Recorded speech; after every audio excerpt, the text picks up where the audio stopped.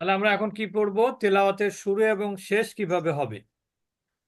যেমন ওস্তাদ জি, যদি একটা শেষ কথা ছিল। অক্ষরে, শব্দের শেষ অক্ষরে যদি জবর থাকে, জের থাকে বা যদি পেশ থাকে, তাহলে সেখানে যদি আপনি থেমে যান, যেমন এখানে আছে কি সাকার, থেমে গেলে জবর শেষে থাকলে সাকিন হয়ে যাবে। সাকারা, সাকার। ওয়াল আসরি, ওয়াল আসর, ওয়াল ফাতহু, ওয়াল ফাতহ। তার মানে কি জবর সাকিন হয়ে গেল, জের সাকিন হয়ে গেল, পেশও সাকিন হয়ে যাবে। আর কোথায় সাকিন হবে? হামজা হলেও সাকিন হবে। অনেকে আমার ধারণা হামজা হলে সাকিন হয় না, কিন্তু ভুল কথা। সুহাদা, আ থেমে গেলে কি হবে? সুহাদা। আসসামাই, থেমে গেলে কি হবে? আসসামা। ইয়াশাউ, থেমে গেলে ইয়াশা।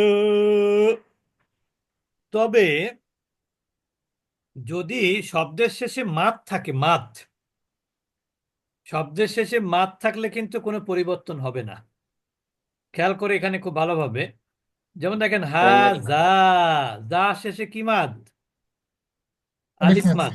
এখানে কিন্তু আলিফ মাদ দিয়েই পড়তে হবে। থেমে গেলেও আলিফ মাদ হবে, মিলিয়ে পড়লেও আলিফ মাদ হবে। জিলজালাহা, থামলেও জিলজালাহা, মিলিয়ে পড়লেও জিলজালাহা। কারণ এটা আলিফ মাদ। লিজিকরি, ইয়ামাদ, থেমে গেলেও ইয়ামাদ, মিলিয়ে পড়লেও ইয়ামাদ। জান্নাতি, জান্না কি গুন্না? লাজিম গুন্না। লাজিম গুণ। অজীব গুন্না। লাজিম লাজিম। আর ওয়াজ। তি কি মাদ? ইয়ামাদ। ইয়ামাদ। ইয়ামাদ। ইয়ামা। এরপরে দেখেন জান্নাতি, একই, কোনো পরিবর্তন নাই। ক্লিয়ার?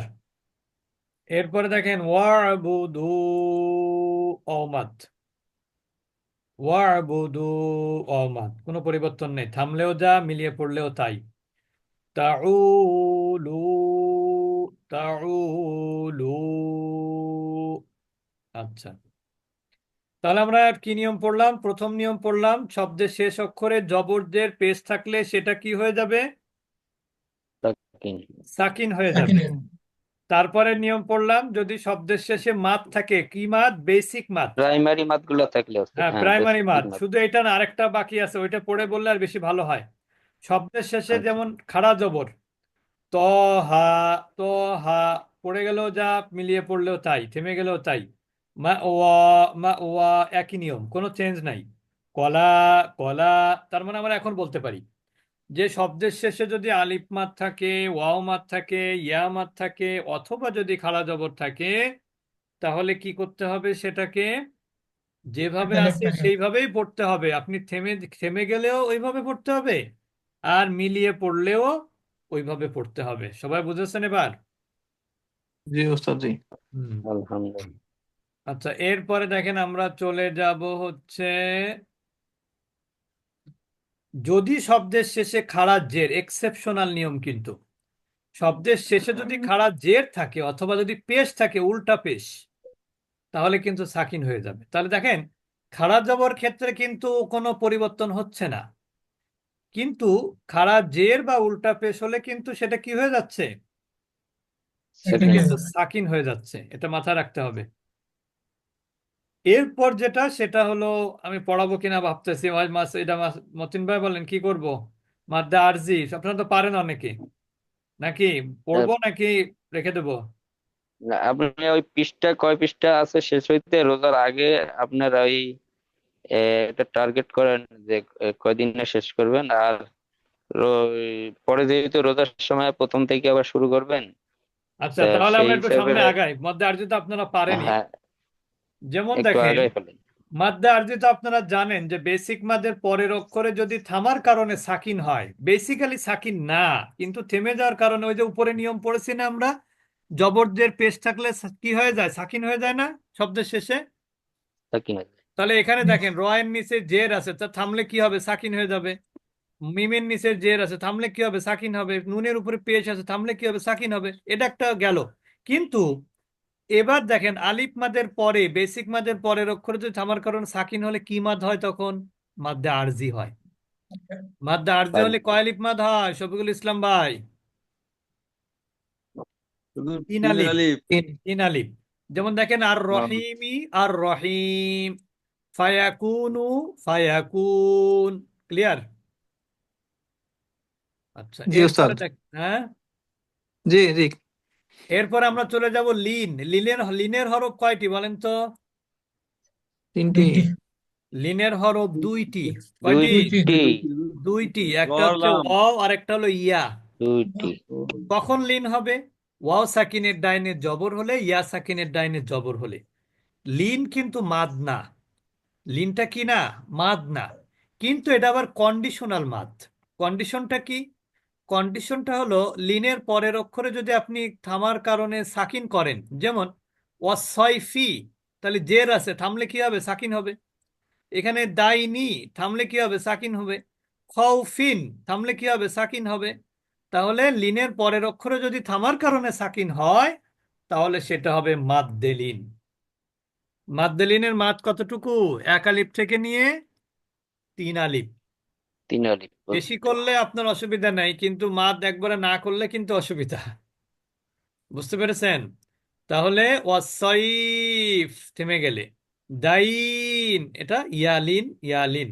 খৌফ এটা হলো ওয়াউলিন। তাহলে আমরা আগে মাদ্দে আরজি পড়লাম, আর এটা হচ্ছে মাদ্দে লিন পড়লাম। দুইটাই কিন্তু কন্ডিশনাল মাদ। মাদ্দে আরজি কি কন্ডিশন? যে বেসিক মাদের পরের অক্ষরে যদি থামার কারণে সাকিন হয় তাহলে মাদ্দে আরজি। আর মাদ্দে লিন কি? ওয়াউলিন, ইয়ালিনের পরের অক্ষরে যদি থামার কারণে সাকিন হয় তাহলে সেটা কি হবে? হুম, মাদ্দে লিন হবে। ক্লিয়ার? মাদ্দে লিন। আমরা আর দুইটা নিয়ম পড়বো, মানে শেষ করতে পারবো আশা করি ইনশাল্লাহ। দেখেন, একটা হলো যদি শব্দের শেষে, ভালো করে খেয়াল করবো এখানে, শব্দের শেষে যদি দুই জবর থাকে, খেয়াল করেন, শব্দের শেষে যদি দুই জবর থাকে তাহলে সেখানে থেমে গেলে কিন্তু এক আলিফ মাদ হবে, একটা জবর পড়তে হবে। এটাকে বলে মাদ্দে ইওয়াজ। এটাকে কি বলে? মধ্যে আওয়াজ। মাদ্দে মাদ্দে আওয়াজ। ইওয়াজ। যেমন দেখেন তাও ওয়া বান, থেমে গেলে কি হবে? তাও ওয়া বা, এক আলিফ মাদ হবে। মা আন, থেমে গেলে কি হবে? মা আ, এক আলিফ মাদ। হুদান, থেমে গেলে কি হবে? হুদা। মুসাম, মিমের উপরে তাজদিদ, গুণনা করা ওয়াজিব। ওয়াজ। ওয়াজিব। তাহলে মুসাম মান, থেমে গেলে কি হবে? মুসাম মা। গুণনাও হবে, মাদও হবে। তবে শব্দের শেষে যদি দুই জের হয়, ভালো করে খেয়াল করবেন, অথবা যদি দুই পেশ হয় তাহলে কিন্তু আর মাদ হবে না, এখানে সাকিন হয়ে যাবে। তাহলে দুই জবরের ক্ষেত্রে মাদ হবে থেমে গেলে, আর দুই জের বা দুই পেশ হলে কি হবে? মাদ হবে না, হবে না। বরং সাকিন। সাকিন হয়ে যাবে। যেমন সাকিন। দেখেন এইখানে বিনাহারিন, থেমে গেলে বিনাহার। বাশারুন, থেমে গেলে কি হবে? বাশার। আশার। বশর। আর সু ইন, থেমে গেলে কি হবে? সু। এটা কি কিসের ভিত্তিতে হলো? এটা কিন্তু মাদ্দে কি হয়ে গেল বলেন তো? হুম, এটা মাদ্দে কি কোনটা হলো? ওস্তাদ জি? মাদ্দে মুত্তাসিল হয়ে গেল। জি। এটা মুত্তাসিল। কারণ কি? এখানে ওয়াও মাদের পরের অক্ষরে একই শব্দে হামজা। জি। এই সাকিন, সাকিনটা কিন্তু বেসিক্যালি সাকিন না। বেসিক্যালি সাকিন হলে এটা কি হতো জানেন? মাদ্দে লাজিম হয়ে যেত। মাদ্দে লাজিম হয়ে যেত। হ্যাঁ, জি। জি। এটা জি কিন্তু ওস্তাদ। বেসিক্যালি সাকিন যদি হতো তাহলে কিন্তু মাদ্দে লাজিম হতো। যেহেতু বেসিক্যালি সাকিন না, এটা হচ্ছে কন্ডিশনাল সাকিন। যেমন এখানে দুই জের ছিল, থামার কারণে সাকিন হয়ে গেল, তাহলে মানে কি? এটা মাদ্দে মুত্তাসিল। শিফা উন, থেমে গেলে কি হবে? শিফা, মাদ্দে মুত্তাসিল। আচ্ছা, তার মানে আমাদের মদ্দের বিষয় এখানে না, কিন্তু আমাদের বিষয়টা হলো দুই জের দুই পেশ হলে কি হবে? সেটা থেমে গেলে সাকিন। সাকিন হয়ে সাকিন যাবে। হবে। সাকিন হবে। আর দুই জবর থাকলে শুধু মাদ হবে। এক আলিফ মাদ হবে। ক্লিয়ার এবার? জি। আচ্ছা, সর্বশেষ যেটা, সেটা হলো যদি শব্দের শেষে গোলতা থাকে তাহলে সেটা থেমে গেলে হা হয়ে যায়, সাকিনওয়ালা হা। শব্দের শেষে গোলতা থাকলে থেমে গেলে সাকিনওয়ালা হা হয়। যেমন দেখেন হ্যাঁ। এখানে মুসলিমাতান, আপনি মনে করেন না যে উপরে বলেছি আমরা যে দুই জবর থাকলে মাদ হবে, এটা কিন্তু গোলতায়ের ক্ষেত্রে এই নিয়ম প্রযোজ্য না, গোলতা ছাড়া প্রযোজ্য। তার মানে মুসলিমাতান হলে কি হবে? মুসলিমা। রদিয়াতিন হলে কি হবে? রদিয়া। হাওবিয়াতুন হলে হাওবিয়া। হাওয়া উইয়া। কানাতিল কদিয়া। ইয়াউমুল কিয়ামাহ। আল করি আহ। আহ আর এখানে তো সাকিন আছে, এটা তো নিয়ম পড়ার কিছু নাই। এরপরে আরো কিছু আছে, এটা আমার মনে হয় দুইটা নিয়ম আছে, দুইটা আপনারা পারবেন ইনশাল্লাহ। প্রথম নিয়মটা হচ্ছে যে শব্দের শেষে যদি তাজদিদ থাকে মিমে এবং নুনে, তাহলে এটা গুণনা করো না, এর আগে একটা নিয়ম বাকি আছে। এখানে দেখেন তাজদিদ কি কখনো একা একা ব্যবহার হয়? না না। কিন্তু তাজদিদটা যদি শব্দের শেষে হয়, তাহলে তাজদিদের সাথে যে হরকত থাকবে ওই হরকতটা কিন্তু পড়া হবে না। যেমন এখানে আছে আল মুস্তাকর রু, এই রুটা পড়া হবে না থেমে গেলে। কি বলতে হবে? আল আল মুস্তাকর। মুস্তাকর আল মুস্তাকর। আসামিরিয়ু, তাহলে কি হবে? আসামিরিজ। আসামিরিজ। বুঝতে পেরেছেন? ওই একটু আগে ওই যে ওই দেওয়ান আমি বিধান আমারটা করতেছিল ধরাই না ছিল ওই যে যেন ফাটে ওই সময়, কোনটা? সেই জিনিসটাই তেমন। হ্যাঁ ওই যে দেওয়ান বিধান ওই হ্যাঁ হ্যাঁ হ্যাঁ হ্যাঁ, ওই যে একটু করতেছিল আগে না যেটা, হ্যাঁ হ্যাঁ। 106 পৃষ্ঠায়। আচ্ছা, হ্যাঁ এবার দেখেন, হুম। যদি শব্দের শেষে তো ওই যে আমরা এবং ওই বলেছিলাম তাজদিদ হলে রয়ের কি হবে? উচ্চারণটা কি, রয়ের উচ্চারণটা কি দুইবার হবে না ওই আগের জিনিসটাতে, আগের কথা? জি। আচ্ছা, এরপরে দেখেন মিমে যদি তাজদিদ তাহলে গুণনা করা ওয়াজিব, নুনিও তাজদিদ, তাহলে এখানে হরকতের উচ্চারণ হবে না, গুণনা করে শেষ করতে হবে। আল গম জান। জানটা কি মাদ? এটা মধ্যে লাজিম লাজিম। মাদ্দে মাদ্দে লাজিম মধ্যে লাজিম লাজিম। কারণ বেসিক মাদের পরের অক্ষরে কি আছে? তাজদিদ তাজদিদ আছে, এই জন্য এখানে তাজদিদ নুন থাকা, নুন হওয়ার কারণে গুন্না অজিব গুন্না, এবং তাজদিদ থাকার কারণে আবার মাদ্দে লাজিম। মাদ্দে লাজিম সর্বশেষ আমরা একটা উস্তাদ কলকলা পড়ানোর সময় বলেছিলাম 3 প্রকার কলকলা। তার মধ্যে কলকলাতুল কুবর, কলকলাতুল কুবরার নিয়ম কি বলেছিলাম? শব্দের শেষে যদি কলকলার অক্ষরে তাজদিদ থাকে, সেখানে যদি আপনি থেমে যান তাহলে কিন্তু কলকলাতুল কুবরা হবে, আর যদি না থামেন তাহলে কিন্তু কলকলা হবে না। যেমন আপনি যদি পড়েন বিল হাক্কি, তাহলে কিন্তু কলকলা হবে না। কলকলা কখন হবে? যখন আপনি বলবেন বিল হক, তার মানে কি এখানে থেমে গেলেন, সাকিন হয়ে গেল উচ্চারণে হিসাবে, তখন কলকলা হবে।